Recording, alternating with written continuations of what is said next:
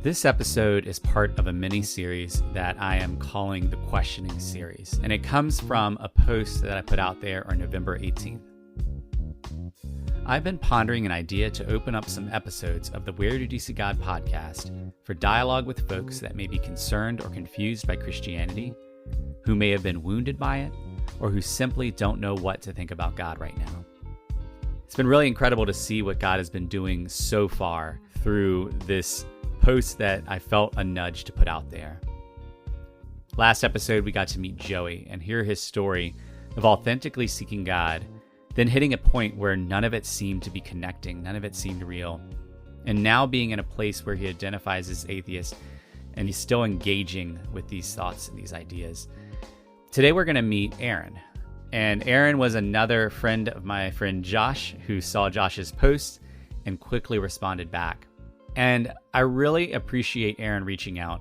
He has a much longer story that you can hear in his podcast, Through the Mirror, where he shares how he has been deeply wounded by the church. And that is an experience that he's not alone in. If you're listening to this, there's a good chance that in some way you might have been wounded by the church. Some of you listening might have been wounded in such a deep way that you want nothing to do with the church. And so I'm deeply grateful for Aaron's vulnerability, transparency, and willingness just to share his own journey with us, because that is one of the greatest ways that God allows us to not just love him and love others, but also to create unity. You're listening to episode 52 of the Where Did You See God podcast.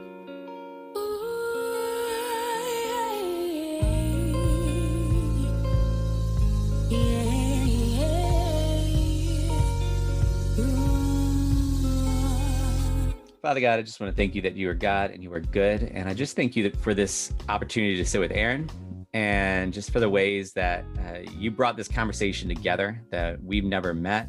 We really don't know each other. And so in light of that, I just want to invite you into this conversation, invite your words, invite you to guide where we take things. Because I just really believe that you're able to do abundantly more than we can ask or imagine, even through Zoom conversations. And so we give this time to you and we thank you for it. That's very much holy name. Amen. Amen. All right. So today I'm sitting with Aaron, and I don't know Aaron, and Aaron doesn't know me, but we have a mutual friend in Josh. And I actually got to learn a little bit about Aaron because he does a podcast called Through the Mirror. He's been doing it for a few months, and there was an episode. They had the hosts each have an episode to go through. So you were the third episode, right? Mm-hmm. So I got to hear a lot of Aaron's story. So I would encourage anybody listening to this to also go and listen to that, because that will help to build out probably a lot of what we end up talking about here. But my first question to you, Aaron, is we connected because Josh shared a Facebook post I had put out. My question for you is, what is it about that caught your attention, that drew you to this, that made you think, man, I want to be in a conversation?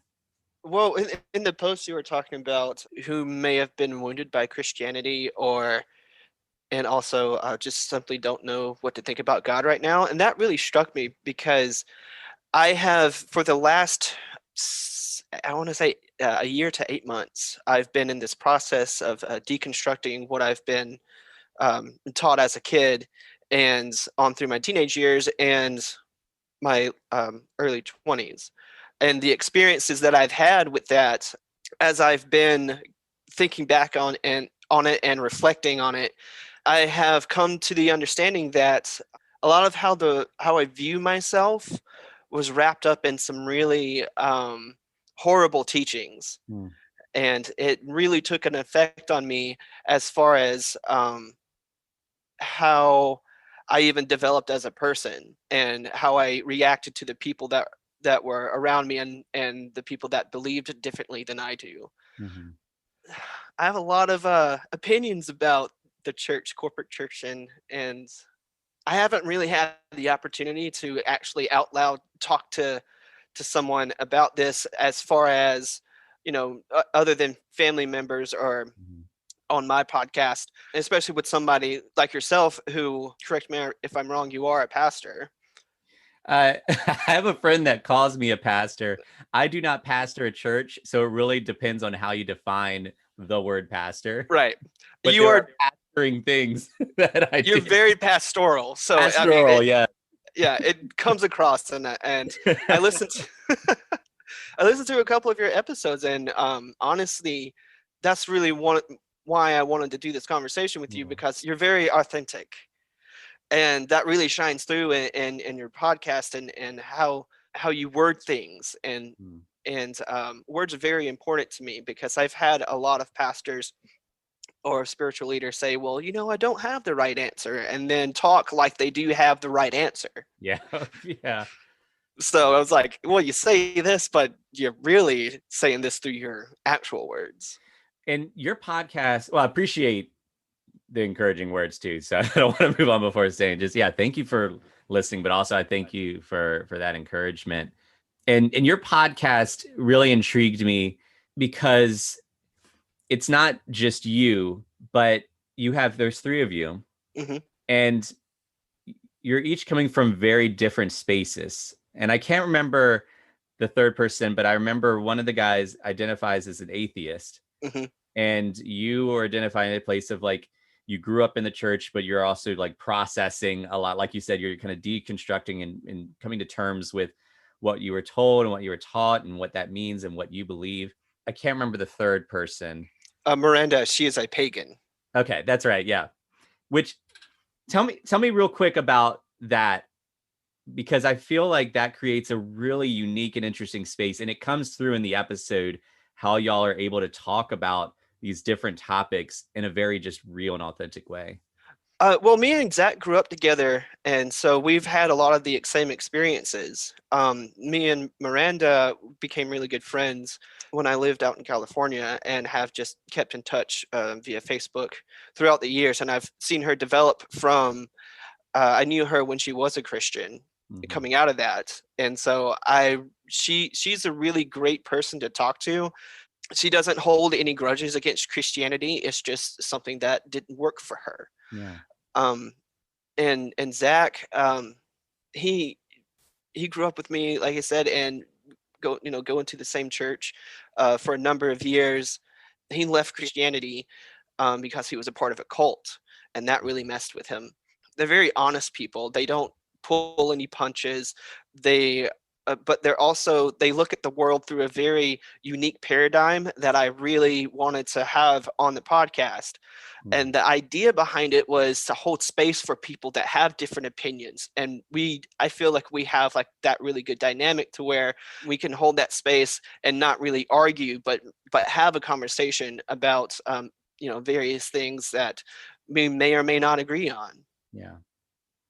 And it was, I mean, incredibly captivating to listen to. And I only got to listen to your episode, but the way that the back and forth was able to happen, and just the questions that Zach Miranda asked, and I really enjoyed it. So yeah, thank you for I sending that. appreciate that. Yeah, that's awesome.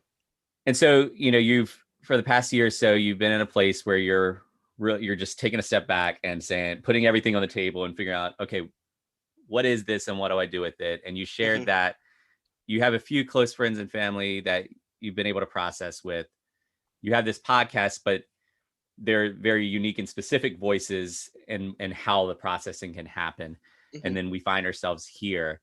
And so I guess my one question that comes to my mind very broadly is, what are some of the things that you've been wanting to like process and put on the table that this space opens that you haven't been able to in other spaces? One of the main things that has affected me over the course of my adult life was the purity culture aspect Mhm. of church and religion. And I actually recently had a conversation with my parents. They knew that I had tried to commit suicide, but they didn't really understand why. Mhm. And I basically just told them about how it was really ingrained into me that sex is bad. And if you Mhm. do anything, or if you even think about sex, you are a bad person. And they were just like, we had no idea that this was what you were going through. Yeah. They basically left it up to the church to teach us that. And they're not at fault here. I mean, loads of parents do this to their kids. They drop them off in Sunday school or youth group, and they do their thing, and mom and dad get a night, to themselves. Right. Yeah. Yeah, so they're not at fault. I mean, I hold the church at fault for that, for sure. It was a very toxic teaching to tell kids like that are going through puberty, these kids, that this part of themselves that is a very real part and a very confusing part at that time is bad and it's disgusting, and you should never even think about that. That really, it screwed over an entire generation Mm. of kids, now coming up in between 25 and 35. Like, there's all this sexual repression and all this going into marriage now and having kids. Mm-hmm. It's very confusing to go from sex is bad to flipping a switch and now okay, sex is fine. Mm-hmm. So I mean, I've talked to multiple friends that have been through that some of them it didn't affect a whole lot, but some of them, like me, did affect very, very much so. Yeah. Was Joshua Harris and his books a big part of like that process for you? I think I got about through 2 chapters of Harris's book. I Kissed Dating Goodbye, Yeah. and I was like, I'm just going to throw out this whole book because that does not make sense at all. And it was interesting because his book hits at a very niche piece of this conversation that really gets into you don't date, you court. And courting Yeah. different than dating, because dating's like, it's just whoever and you can back and forth. But courting is a lot of intentionality, and you bring the family into it. And it's interesting. His story, even, I believe he was coming from a genuine place. Right. This is what, kind of like you said, he had been taught, this is how the world works. This is how you engage this, that, and the other. And somehow he got himself into a place where he had a window to create a book, and it exploited because it was in the time of, like you said, in this period of time that this was a huge emphasis within the church. But I think it was a couple years ago, he came out and publicly apologized because he was hearing stories like what you experienced and what you shared others experience, and it wrecked him. Yeah. And he was like, I did this to people. And it's such an intriguing thing because it's based on his response, and without knowing him personally, it seems to me that on this end of it, he realizes the damage that he caused. But on this end of it, at the beginning, he never went into it saying, man, I want to ruin generations of people. Right. Yeah. And it creates this hard thing because it's like, so what do we even do with that? Because it doesn't change the fact that people have been wounded and hurt. And so for you, it sounds like a big piece of the way that this wounding is playing out is now it's impacted your understanding of how trustworthy the church is, and Right. to what extent you should put yourself at the hands of the church. Yeah, and I don't think that the church, the corporate church, the broad teachings of the church are trustworthy at all. I think that everything needs to be called into question. Every sermon, every tidbit of information should be put to the test. It should be challenged. If you create this environment to where there is no room for questioning or for challenging, you're really walking the line of a cult. And a lot of people that have wounded me throughout the years, had good intentions. Yeah. They were doing the best with what they had, but and I do recognize that and don't hold that against them. But in the same sense, as an adult, I have to be able to have that space to where I can question and come to a realization that even though they had the best of intentions, that I am wounded, and I can't just say, well, that's fine. that's okay, because I mean these are deep mental and emotional wounds that are like that. I mean, I can't really put it into words that, you know, you pull on one thread and the whole thing comes undone, and you're like, well, I think this way because that was what was taught to me as a kid, you Mm. know, and that's why I have this thing that's kind of like, it doesn't really make sense because all these other people, that's fine for them. You Mhm. know, they don't have a problem with it, but I do. Why am I so broken up about this one thing Mm. that everybody else seems to be okay with? Yeah. What's so hard about these kind of wounds too is that they hit in a different way because they come from people like that. The wounding should never come from the church, right? And Mhm. I think realistically, we know we're all broken people and there's still brokenness. But I think that's why it hits particularly hard. I don't know if I've shared this on the podcast before, but I've shared it with other people. I remember there was a moment where I was thinking back around some of the deepest wounds that I have, some of the things that I'm still working through today. And I remember it hit me. Every single one of those wounds came from someone who identified as a Christian. And then Mhm. I was like, well, wait a minute. Let me think of wounds that I have that were from non-Christians. And I couldn't think of any. I could not think of a single person who identified Oh, not as a man. Christian who had wounded me in a significant way. Mhm. But I could think of very specific Christians, sometimes Christian leaders, who wounded me to such a deep level. And it hit so hard because that was supposed to be a safe space. That was supposed to be Yeah. a family, a spiritual family, a community, like the church, Christians, brothers and sisters in Christ. And the wounds hit in a deeper way.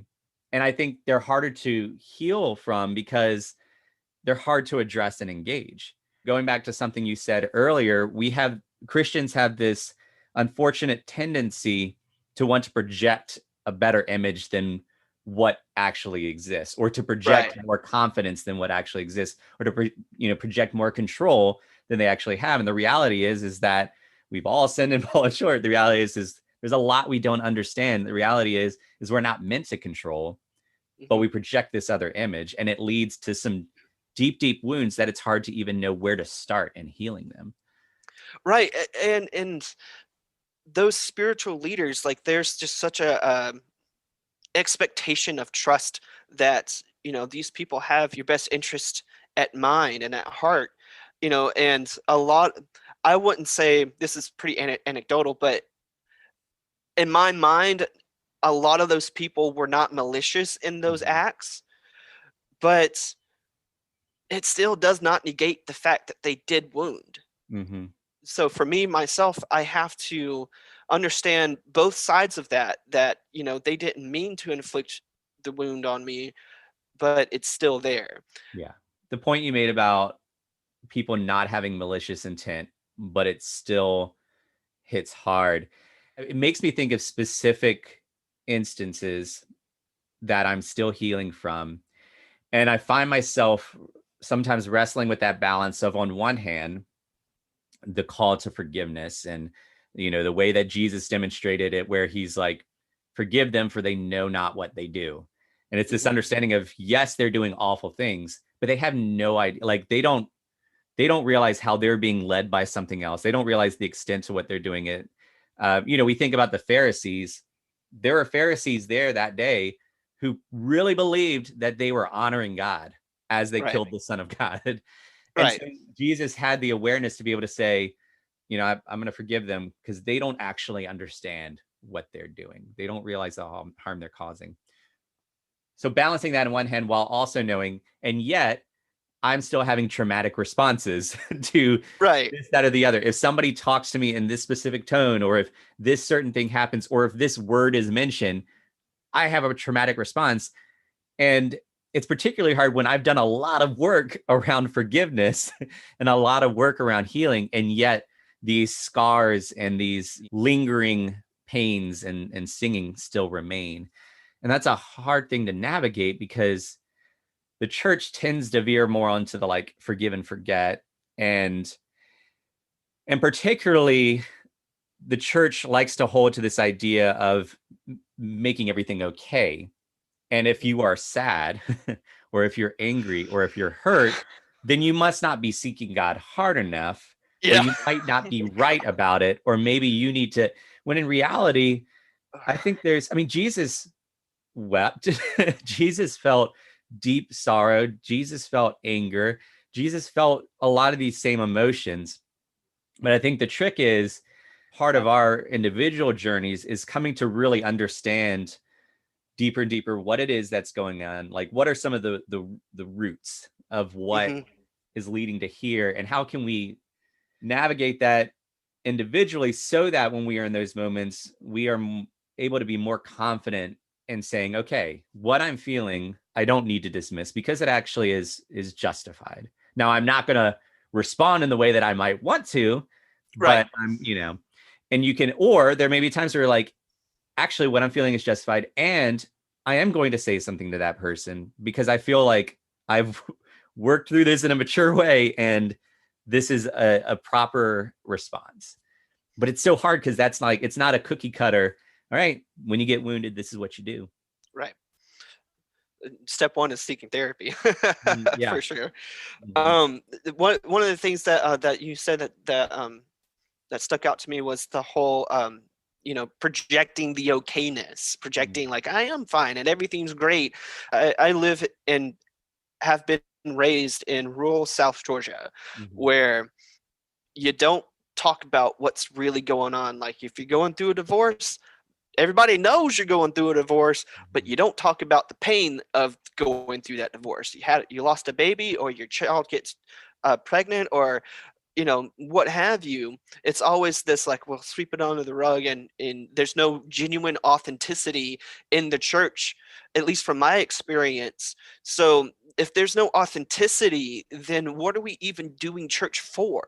Mhm. Why are we even here? What is the point of all of this? Why are we putting on our Sunday best and going and listening to a man who has a microphone clipped onto his shirt talking about love and forgiveness and peace and justice and stuff like that, all the while our lives are being ruined and are falling apart, and we can't even talk to the person that we go out to lunch with Mhm. after Sunday morning service. Like Yeah. it did not make sense to me, and it still doesn't make sense to me that if we can't be authentic with each other, then there's just no real point of going to church. Yeah. But I can read my Bible at home. I Mhm. can pray at home. I can listen to sermons at home. That's not the point of why we gathered at this building, outside of COVID. Yeah. But that's why we gather. Mhm. That's why, to me, that's the whole point of church, Yeah. is to have that authenticity, to break down those walls, in a healthy way, to where you can connect and have bonds and truly practice love with each other. Mhm. And what you're talking about is what Jesus was trying to communicate when Jesus was asked, what's the greatest commandment? He says, love God. And the second is just like it, love others. And, every Christian can quote that, Yeah. but it's really hard for Christians to live that because we don't actually understand what love is. Hmm. And love necessitates connection. Love necessitates authenticity. Love necessitates all these different pieces, opening up our lives, being vulnerable, being transparent. Love captures all of that. And when Jesus put that out there, saying like, okay, if you want to boil down everything, if you want to capture how it is one should live and how it is that one can access eternity, like this is it. You center your life around being fully devoted, committed, connected to God, and fully devoted, connected to others, to the body. Hmm. And unfortunately, especially in American culture and American Christianity, independence is such a big thing. It's self-preservation. You look out for number one, you do your thing. And like, yeah, you still connect with people, but at the end of the day, it's about you and what you need and what you want. But then there's that passage about the body and how if the body was just hands, it couldn't do anything. If the Hmm. hand said, I don't need the eyes. I think it's less that Jesus was saying everybody has to get along and do it. It's that he was saying, look, if you actually want to be able to experience full life, if you want to be able to experience the fullness of what existence is and what reality is and who you were meant to be, that happens when you also have these other pieces. You could still choose to go your own way and do your own thing, but it's going to be a less full life. And unfortunately, the way that we block those things off is by projecting false things, by not talking about real things, by creating this kind of a false reality that we all just kind of play the role in. And we're missing out on the fullness of life. And it's scary. I mean, it's scary, you know, like in the example you gave about the divorce, it's a scary thing to say, okay, should I open up with someone about the deep things that I'm feeling, or the deep anger that I'm feeling, or the deep fear that I'm feeling? Will I be judged? You know, Yeah. will they blame me? Like, you put yourself at risk, but if you don't do that, then what you're doing is you're walling yourself off. Yeah, that's why I say open up in a healthy way. Yeah. So, I mean, you got to pick and choose who you open up to. You don't just go up to the front Hey, of the, everybody. yeah, I have a porn addiction. Yep. Yep. Which I did that once. So, yeah. Oh, Sounds like it didn't work out the way you had hoped. Nope. But I mean, I think this is the thing is, like, when you do it in a healthy way and with people that are willing to be at the table and reciprocate, not just like receive your grievances and be like, hey, thanks for sharing, but I'm not going to tell you my things. Like, when there is this healthy understanding, you find out that you've actually been believing a lot of lies about how the world works and what's going on around you. And what I mean by it is this, I'll give a specific example. You know, you talked about purity culture and some of the ramifications of that and other things that leads to talking about sex within marriage being stigmatized. And because of that, married couples just won't talk about it and will kind of play out things are good. And then when a married couple struggles in that area, they don't really know what to do with it, because they look around and, well, those couples seem fine. Like, they seem to be having a happy marriage. Like, they're holding hands and, like, we don't even want to touch each other. So, like, and the more that there is that disconnect, the more you can come to believe that there's something really wrong with us, but everyone else is good. But I've loved the moments where I've been able to sit down, you know, with another married couple or with a group of guys, and there's this level of authenticity to the point where I'm like, oh, they're going through that too. That's amazing. And it not only breaks that lie that, nope, you're on your own and you're alone and you're messed up, to like realizing, no, actually a lot of people are working through some hard things. But two, now not just is it that you don't feel alone, but you feel connected, because now you're sharing in this experience. And some of the most amazing healing moments for me have been sharing in these experiences with a few of close guy friends of mine. And sometimes it's not that they gave me answers or anything got fixed. It's just the reality of, like, we have this deeper connection now because we are sharing in these sufferings, if you will. Right. And to me, so here's the division in my mind. So you get those connections by one-on-ones, or, you know, small groups of people, and, you know, going out to coffee and stuff like that. The whole idea of Sunday morning or Sunday evening service, all that does is get you to maybe have a slight conversation with somebody, but those deep conversations that create those healing spaces, you don't get that at church. To me, at least, in my mind, you don't get that at church. You get that with going out to coffee, or going and having a beer or two with some guy friends, or like having a conversation like at a game night or something. You know, that's where the connection really happens. And I'm at this point to where I'm trying not to throw out the baby with the bathwater. So it's like, especially where I live, just church is just so just infuriating, to where I'm like, I can hardly even stand being in the dang building. because it's like all these people are being stupidly fake Mm. and no one's being real with each other. Like, I've just tested out a couple of times. Somebody says, "Hey man, how's it going?" I'm actually not doing very well. Yeah. Yeah, I'm going through a rough time. Oh, that sucks. Yeah. Long pause. Yeah. Yeah. Well, I think you hit at something really important, and that's how do we define church? And if we're honest, you survey 100 people, and what is church? Most people would define it as either a physical building or that time on Sunday where you go and like sing some songs and hear a pastor speak. But if you did the same survey, went back in time and surveyed, the folks in Acts and said, Hmm. what is the church? They'd say, well, it's our spiritual family. And here are some of the expressions of that. Sometimes we have a larger gathering where we're all together, and sometimes we're meeting just in homes, and sometimes, we're one-on-one, but we are the church. Like, we're the church. And one thing I loved is one of our pastors talked about it in terms of breaking out of this idea that church is 2 hours out of the week, and instead understanding that church is all of the hours in the week, Right. and that those 2 hours are just one expression. It is the larger gathering expression. In fact, that's the church that we attend. They've been trying to cultivate that language. They do not call a Sunday church. They call it large gathering. And then they have mid-sized gatherings, and then they have house churches, because it hits at the reality that we are the church, and these are the different expressions of it. Hmm. Now, where it gets hard is what you're noting.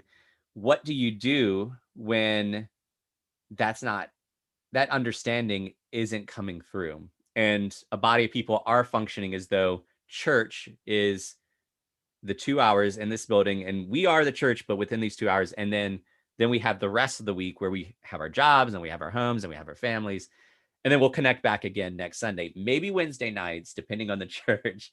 Right. And that's the hard part, is how do you restore the proper culture when a destructive culture has kind of really taken root?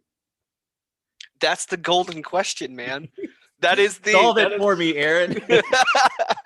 Well, I have a 5-part series. Yeah. I mean, I really like the through line that you're connecting with the church in Acts. Like, that's actually really, really helpful for me. Mm-hmm. I mean, because I've had this whole mindset that church, quote unquote, is the corporate American church. Mm-hmm. It's the Mars Hill, and the I can't remember his name, that has the largest church in America. It gets on my nerves every time I see his face. Joel Osteen, or That guy. Yep. But like, this idea that I've always had this kind of intuition, like even as a kid, that something is amiss. Mm-hmm. There is something wrong here. Like, I enjoy hanging out with my friends and stuff like that, but there's just something very, very wrong with this. Mm-hmm. And I've had a lot of those intuitions with a lot of different things that in my deconstruction, I look back and I think about various teachings, or, various instances where, a certain person said a certain thing and then 10 minutes later did the exact opposite of that, Right. But my point being, like, the Western society of Christianity, it's, in my mind, that's not what it's supposed to look like. Mm-hmm. Because it didn't originate in the last, I don't know how long America's been America. That's not where it originated. It originated in the East, Mm-hmm. and it originated, it was very grassroots type of thing. Yeah. So, like you said, the golden question is, how do we get back to that? How do we get back to connection and leave this corporate, just absolute beast behind? Mm-hmm. And this unhealthy way of having church, and get back to a healthy way of having church. Yeah. So a thought comes to my mind, and it's around identity. But before I say that thought, I actually want to speak some identity things just to encourage you. I'm doing this podcast called Where Did You See God? Like, I just want to encourage you that one of the ways that I'm seeing God within you is what you experienced, you're not alone in experiencing it. Where you are now, you're not alone in being that place.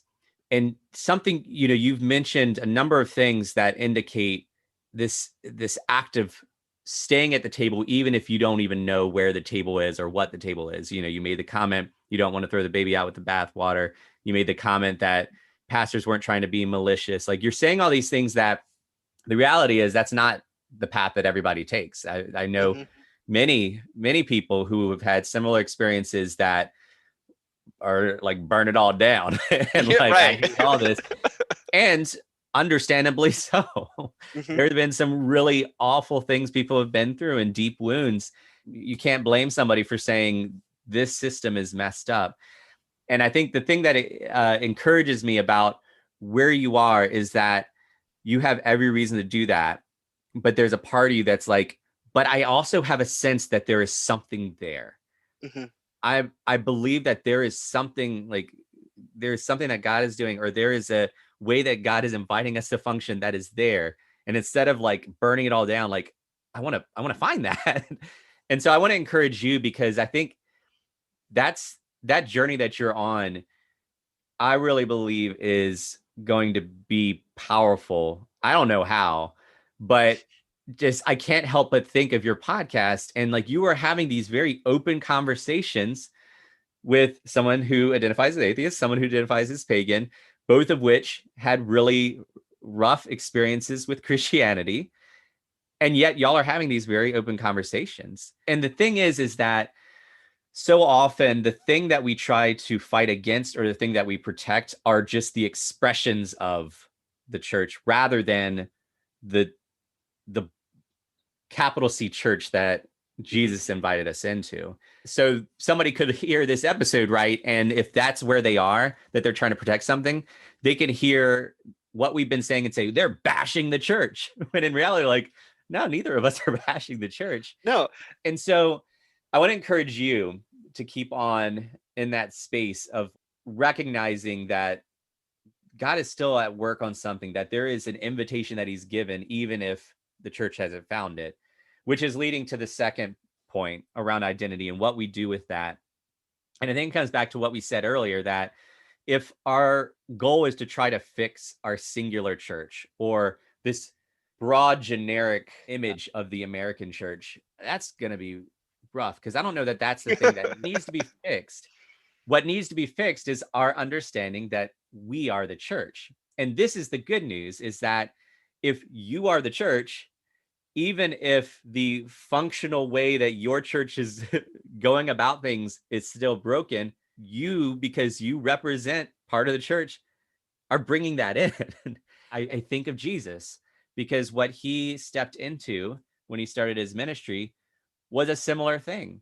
They weren't Christians then, because Christ had not yet done his thing, but they were God-fearing people that were trying to understand what God was calling them to do, and trying to live for God at different levels, from just the everyday person who was longing for and waiting for, God's word to come to pass. And then you had the Pharisees, who invested their entire lives trying to be who they felt like God was telling them to be.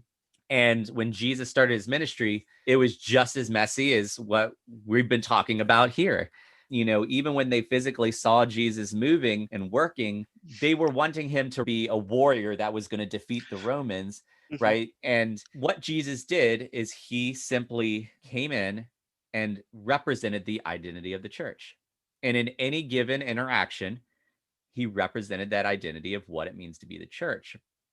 And what we see is transformation happening. Sometimes it's quick, like the woman at the well. Her entire life was transformed with her experience with Jesus as the church. And then she went, and her entire town was transformed because of what she shared. And sometimes it's longer, like Peter, who really thought that he was on point. Jesus says, hey, who's everybody saying that I am? And he lists all the things. And he's like, well, who do you say that I am? He's like, well, you're the Son of God. And Jesus is like, well, you didn't get this by being smart. God told you this. God brought this to you.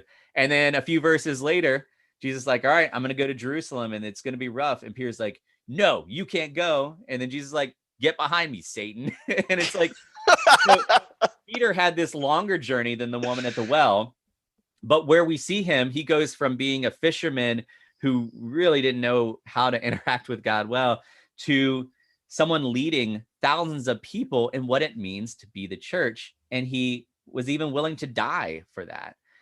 And it started because they began to really internalize that being the church wasn't doing these things, following these rules, living out these laws. It's this identity understanding of, I am made in the image of God. I am a child of God. We are brothers and sisters under God, and we are being called to love God and love others.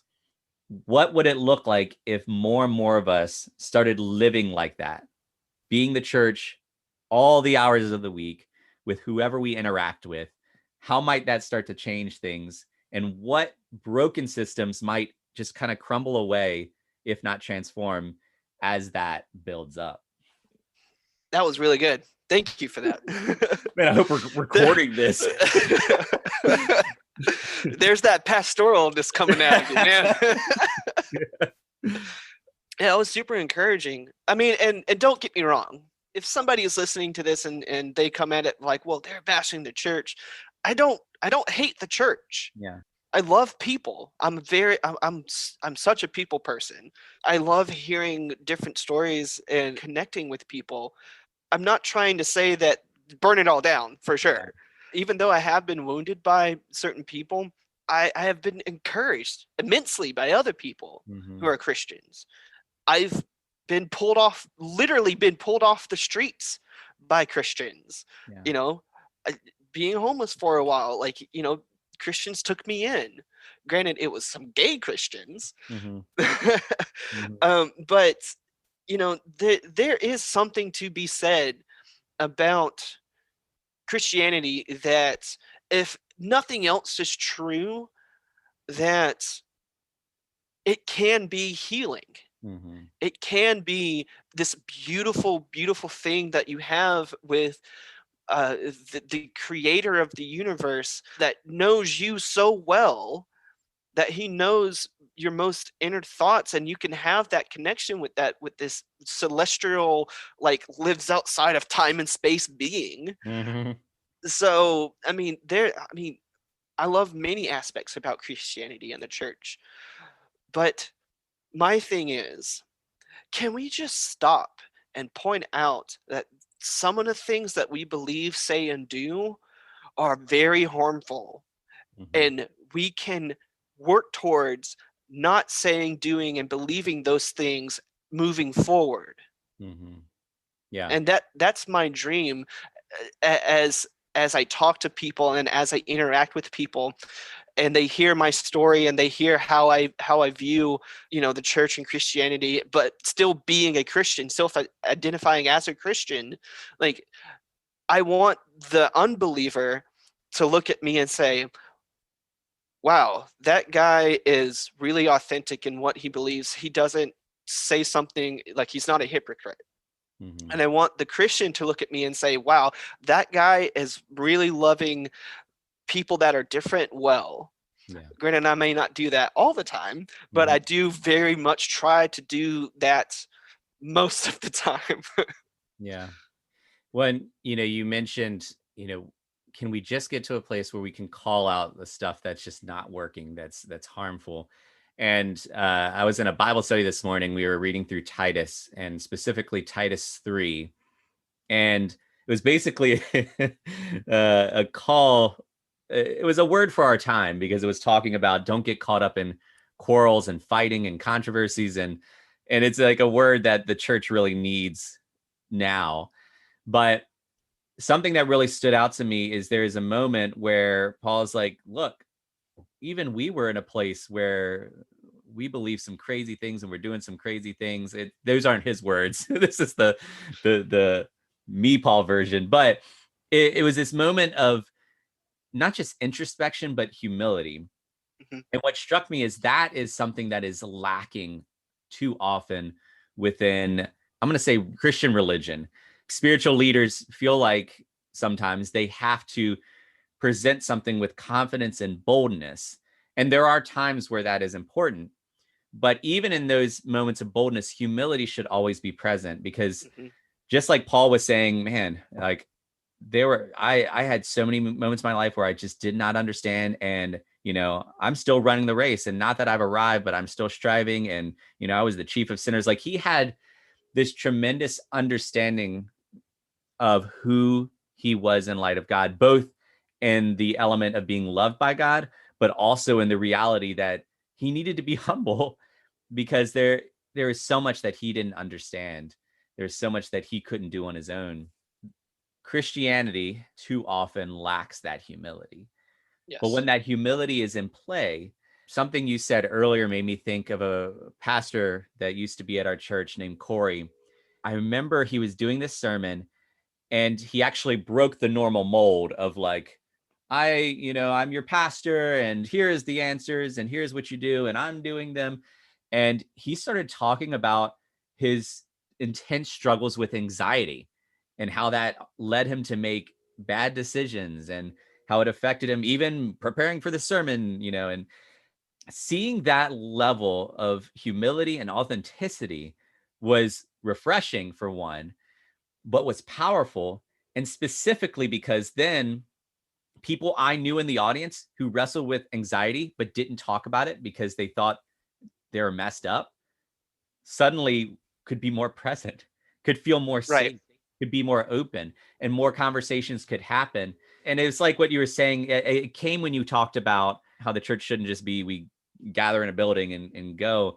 The role that the large gathering can have is, if the pastor is in that healthy spiritual space, then they can actually be the ones to prompt and inspire the other connections. The pastor gets up front and says, I wrestle with anxiety, or I wrestle with lust, or I wrestle with this, and I'm still learning to trust God in it. Suddenly, people on Monday are like, man, like, I've never really told anybody this, but yeah, I wrestle with blah, blah, blah too. And, man, me too. And suddenly they're connecting, right? Humility is such a scary thing for us because we're afraid of what we will lose. And we don't realize how much there is to gain from humility. Right. Yeah. That's actually awesome. Representation matters a lot, and it matters way more than people would like to admit. Right. One of the things that struck me was how he was saying that he still struggles with it at, like, even today at this very moment, kind of thing. When people, in my experience, give their quote unquote testimony, it's, I've left this thing behind and I no longer struggle with it because of God, and because I've had a miraculous internal thing that's just, I'm just changed and I don't have to deal with it anymore. When in reality, that's not the standard, that's the exception of what happens internally into a person. I've had family members that struggle with alcoholism, with drug addiction. I myself struggle with depression, and it's a thing that is ongoing, that Christians love to hear the victory story. They don't necessarily love to hear that I'm still struggling story. That, you know what, tomorrow, not me personally, but I've been clean for a year, but tomorrow I might go and buy some meth and do it. Yeah. That's not the story that people want to hear. Yeah.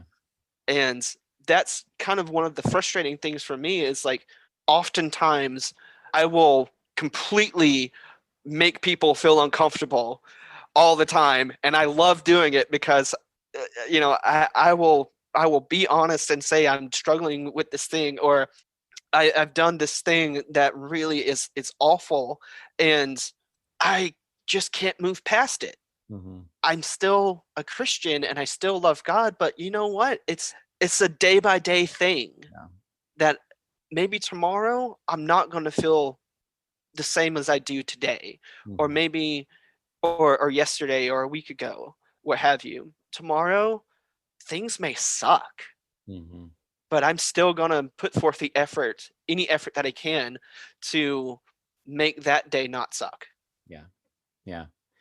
It's like, it comes back to that identity thing too, because, in that hypothetical of someone who is addicted to meth, if we understand their identity as meth addict, or if they understand their own identity as meth addict, then that brings with it all of the connotations and the assumptions and the stereotypes, among which are well, you can't be a Christian if you're a meth addict. And Right. so suddenly when they relapse, if we've put these broken systems in place, then they have no choice but to give up on themselves or to give up on God or give up on the church. When in reality, if their identity is a child of God who also has an addiction that they are working through with meth, that they aren't drug addict, but a child of God that is working through addiction, which is a lifelong struggle, Right. then suddenly the engagement is different. It's the same thing when I think of the calls to unity in the Bible.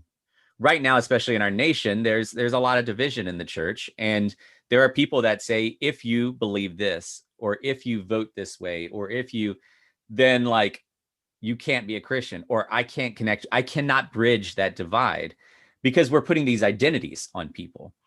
When in reality, if we start with the first identity of child of God, made in the image of God, even if we don't know how in the world we can bridge that, that at least gives us a starting point.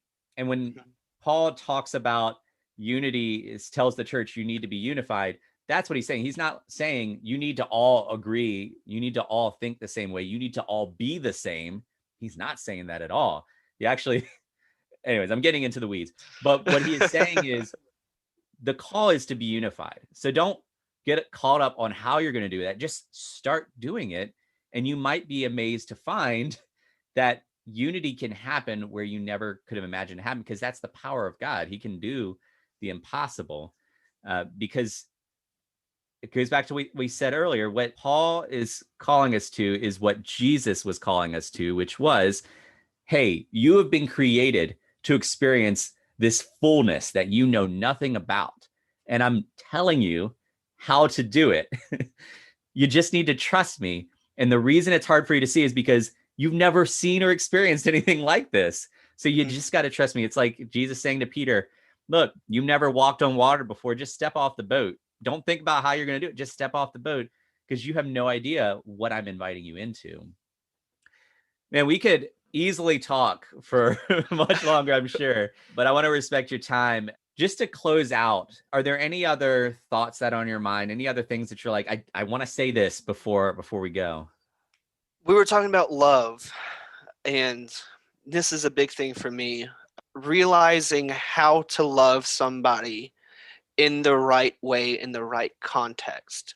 Because you can think that you're doing something for somebody that is loving, but in all reality, it's only going to cause them harm.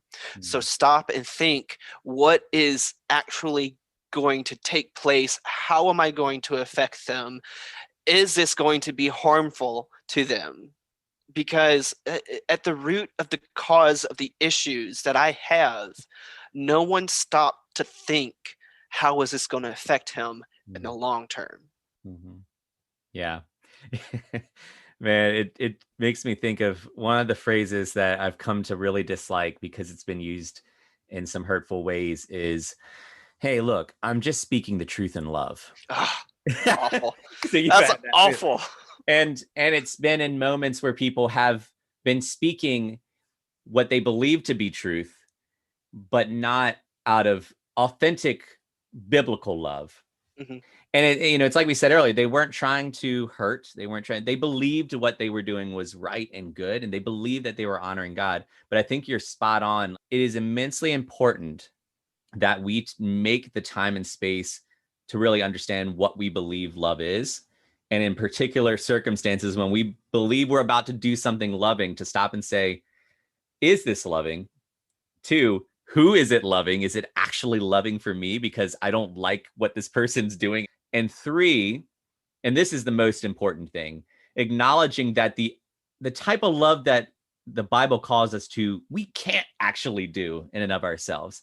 We just are incapable of doing it. Our selfishness will get in the way, but God can love through us. So the third thing is, are we willing to step out of the way and let God love through us, even if it costs us, even if it makes us lose out on what we think we need or want, because we want to trust God's love and purposes more than our own.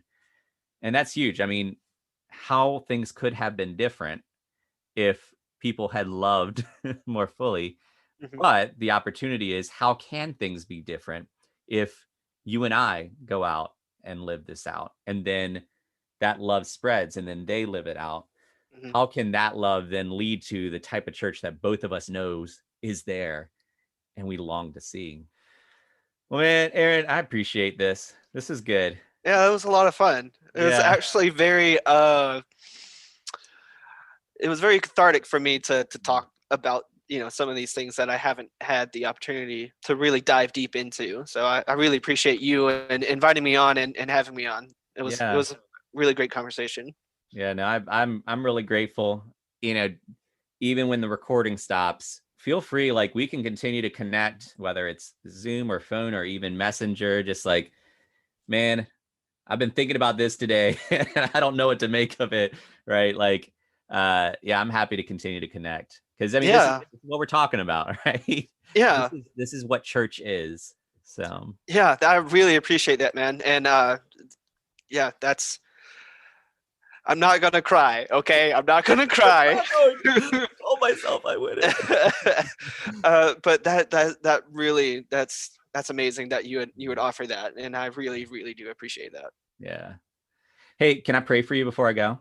Absolutely. Father God, we just thank you that you are God and you are good, and just for this conversation and just how great it was. But we also know that there's so much more that you want to do. And I thank you for Aaron, and I thank you for the ways that he is processing. I just thank you for who you've made him to be, that instead of leaving the table, he's trying to be present and authentic. And so I pray that you would continue to give him glimpses that at the very least can serve to remind him that he's on the right path, but that there would even be moments that are bigger than that, moments where a deeper expression of the church just shows up out of nowhere, whether it's in, his home church, or whether it's in a group of people, or whether it's in his podcast, or whether it's in a place he doesn't even know about. Yeah, I just pray that the authentic church would just reveal itself.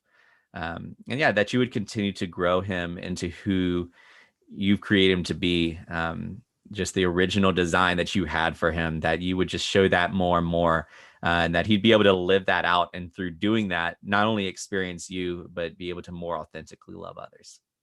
I'll just pray in his holy name. Amen. You will run and dance through the streets, shouting praise to the one. You're healed, you're clean. Go out, tell the people what you've seen. Revived in him, new life in him. One of the things that I really appreciate about Aaron and his story is that what he did here is a really hard thing to do. It is hard to be both transparent and open about wounds and frustrations and anger, while also still remaining at the table.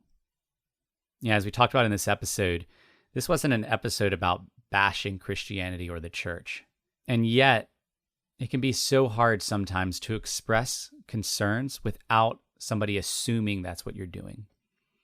And part of it's because we can get really protective, not just of ourselves, but of our faith and of God. And here's the funny thing about that. I think of stories in the Old Testament about the Ark of the Covenant. And the Ark of the Covenant represented God and his presence.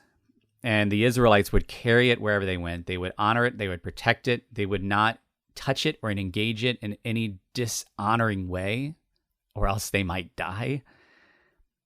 And as the Israelites began to turn away from God, even though they would continue to carry around this God form with them, when they began to turn away in their hearts, they no longer had the protection around them, and they would get captured, and sometimes the ark was taken. And these enemies saw this as a victory, not just over the Israelites, but over their God, because they were able to physically take their God. But God can't be conquered. God doesn't need to be defended, because he is capable of handling himself in ways that we can never fully grasp. And what we hear in these stories is how these other people groups that stole the ark began to experience horrible, horrible things, diseases and other things, to the point where I remember there being one story where they said, please take the ark back. The reason I mention this is I've been thinking a lot lately about our tendency sometimes to feel like we have to mount up, arm up, grab our swords, and be God's warriors to defend his name. And don't misunderstand me here. I'm not talking about us not honoring God. But the problem is that sometimes in our efforts to protect God, to protect Christianity, to protect the church, to protect our understanding of our faith, sometimes in our efforts to do that, we attack the wrong people. We tear into and destroy the wrong thing. And I've seen that in my own life and in my own relationships. People that I love deeply, that I know want to love me, that have torn into me out of a desire to protect something. We hear hints of this in this episode, where Aaron longed for a space of spiritual family where he could be himself and be received, where he could share of what he was struggling with and be heard, where others could walk with him. And what he has found too often are spaces that not only don't provide that, but sometimes mount up to stand and protect what they want to protect rather than the brother of Christ that's hurting beside them. So I want to talk to the church right now. If you've gotten this far, you've heard Aaron's story. If you can be honest with yourself for a second, you can acknowledge that Aaron's not alone and that there is likely someone within your sphere, someone within your church body, possibly somebody within your closer spiritual family that may be feeling this same way, that may be hurting but feel unable to share, that may be longing for connection but feel blocked off, or worse, that may be trying to be genuine and authentic, and those that should be loving them are slashing at them with swords. But we should also be aware of the two greatest commandments, to love God and to love others. And we should be willing to take a moment to ask ourselves, is the way that I'm loving God actually loving God? Or is it like what the Israelites did, that they would protect the ark, but their hearts had turned away from God? We should ask ourselves, is the way that I'm loving others actually loving others? Or am I trying to make myself feel good while actually loving myself? We should ask ourselves, what am I willing to give up in order to be able to fully love God and love others?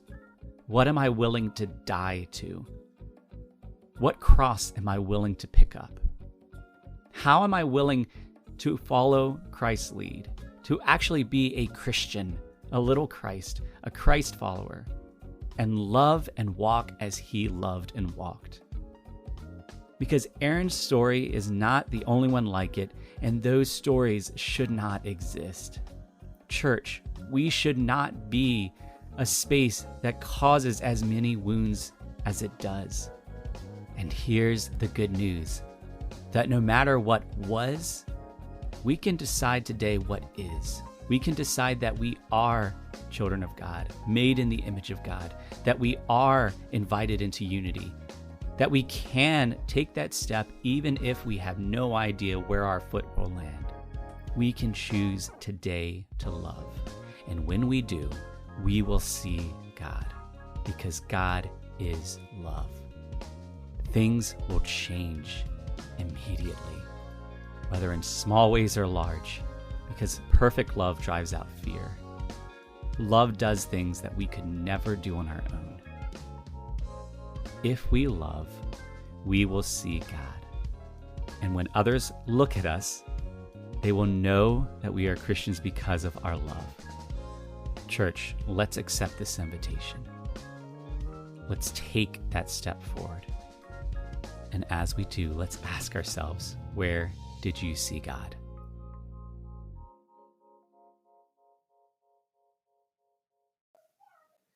Thank you so much for taking the time to listen to the Where Did You See God podcast. And I would love for your stories to be a part of it as well.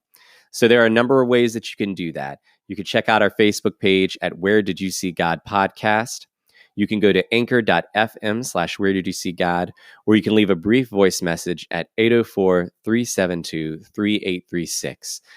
I would love to hear your stories. And if the stories you've heard have encouraged you, think of someone else who could be encouraged as well and share it with them. The music you've been listening to is You'll Walk, You'll Run by Urban Doxology. They are a solid group, and you will love listening to the rest of their music, so check them out. And as always, as you go through your day, ask yourself, where did you see God?